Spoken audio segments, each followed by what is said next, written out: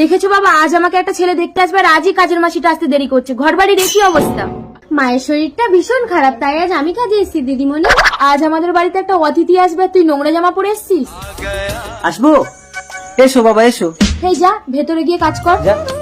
থাক থাক থাক, সেই ছোট্টবেলা থেকে তোমার সাথে আমার মেয়ের বিয়ের কথা বলে রেখেছিল তোমার বাবা। জানি মন্ত্রী মশাই, সেই জন্যই তো আপনি আমার বাবাকে পুলিশের চাকরিটা দিয়েছেন।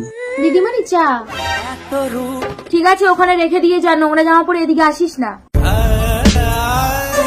তুমি অমন ভাবে কথা বলছো কেন ওর সাথে? কাজের লোককে কাজের মতনই রাখতে হয়, নইলে মাথায় উঠে গেলে ওদেরকে আর নামানো যায় না। দাঁড়াও পুষ্কর, দুপুরে খেয়ে যাবে না?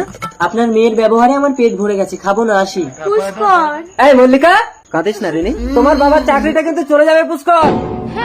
এই কুলক্ষণী, তোর জন্য একটা ভালো পাত্র হাতছাড়া হয়ে গেল, বেরিয়ে যা আমাদের ঘর থেকে। দিদিমণি আমাকে বের করে দেবেন না, আমার মায়ের ওষুধ কিনতে হবে। এই নে, এই 20 টাকা দিয়ে তুই আর তোর মা বিষ কিনে খেয়ে নিবি। যা বেরো আমাদের ঘর থেকে। তোর জন্য কি আমি চাকরিটা হারাবো? তুই একটা কাজের মেয়েকে পছন্দ করে এসেছিস, চল মন্ত্রী সাহেবের পায়ে ধরে ক্ষমা চাইবি। বাবা, তুমি নিজেকে বাঁচানোর জন্য ছেলেকে বলে দিচ্ছ? তুই এত বড় কথা বললি পুষ্কর, আজ থেকে আর আমি নিজের কথা ভাববো না রে। দিদি, আমার ছেলে আপনার মেয়েকে পছন্দ করেছে। সে তো আমার সৌভাগ্য। মল্লিকা, এবার আমি মরেও শান্তি পাবো রে।